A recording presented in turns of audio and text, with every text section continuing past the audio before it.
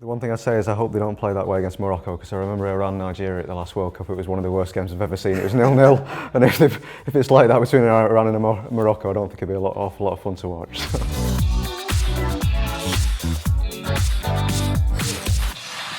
Welcome to 442's World Cup 2018 group stage preview. If you missed Group A, it were great. Look, check it out. You've missed a good one.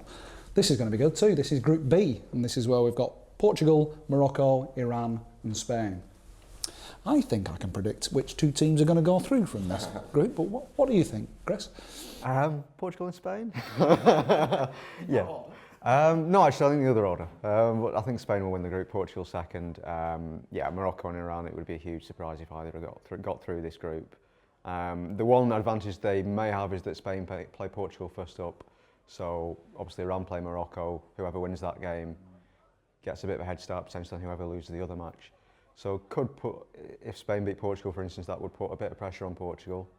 But I still think really Portugal should have enough quality to come through in the end in this group. That's what's really intriguing about this game, is that the two big teams play each other first up. And it's kind of deja vu for Spain. 4 years ago, they had a similar situation where the two big teams in their group came up against, so Spain's first game was against Holland, and they shipped 5 goals.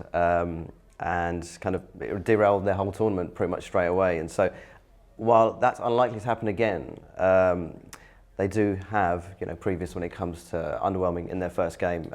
And so, that's something that maybe Portugal can take advantage of this time around. How would you rate Spain's rejuvenation process?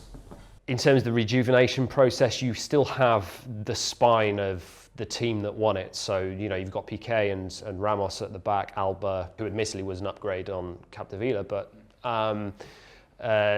still, I wouldn't say Jordi Alba's had an amazing season for Barcelona. Silva, aging, Diego Costa doesn't really fit into that system particularly well. Iniesta obviously off to China in the summer.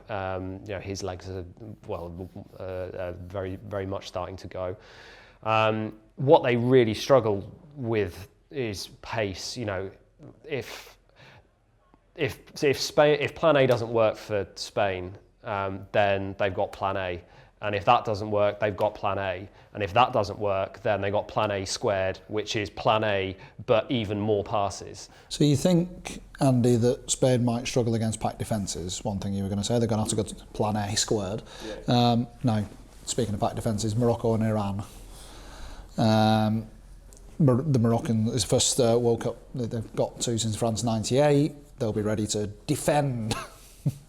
Hervé Renard's the manager, but they haven't got much of an attack, so presumably the plan is going to be to sit deep, isn't it? You would imagine so. Benatia is their defensive linchpin, isn't he?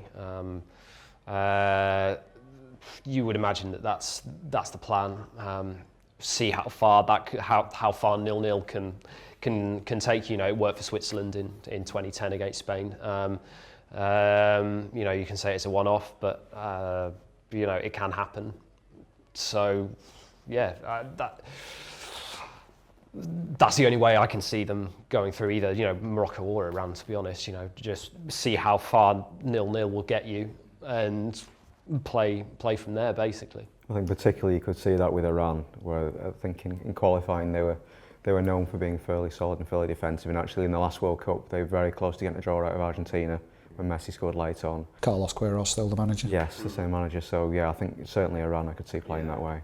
Iran only conceded 2 goals in qualifying and scored 10. They mainly deal in binary results with a 1 and 0, just one way or the other. And they top their group comfortably, having not scoring a load of goals, but they're just tight at the back, and you can see them just annoying everyone and hoping that by frustrating anyone that they play, they might get a result. And again, Carlos Queiroz is who's the manager for Iran. He knows how to set teams up. The one thing I say is I hope they don't play that way against Morocco, because I remember Iran and Nigeria at the last World Cup. It was one of the worst games I've ever seen. It was 0-0, and if it's like that between Iran and Morocco, I don't think it'd be an awful lot of fun to watch. And that's presumably those teams' big chance of a 3-point, yes, without the shock result. because you would expect Portugal would expect to beat both of those teams, but they're getting on a bit. They have Cristiano Ronaldo, and with him leading the line, anything's possible. Including 25 shots from all corners of the pitch. And managing from the dugout as well.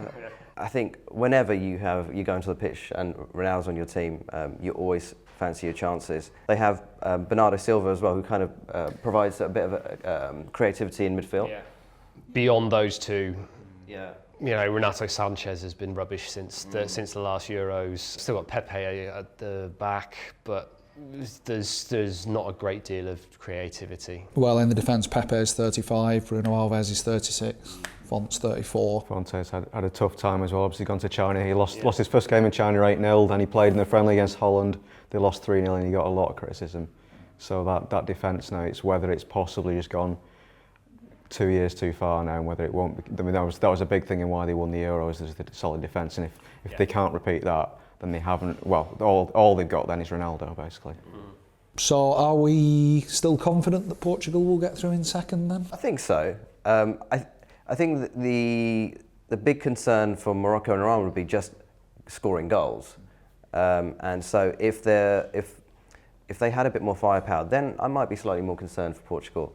Yeah, I'd say if Portugal in one of the other groups with a Croatia or something like that, then they could have a problem. Yeah. I think in this group they'll be okay. It might be then how far they can get beyond that. They might struggle to get too far beyond the round of 16. So that's Group B. We've gone for Spain qualifying in top position, Portugal going through with them, Morocco and Iran sadly left buying the floppy hats. You may not agree with us. That's your perfect free will. You can disagree with us if you wish. Just pop it in the comments below the video. Try and keep it nice. Your mother would appreciate that. Thank you very much.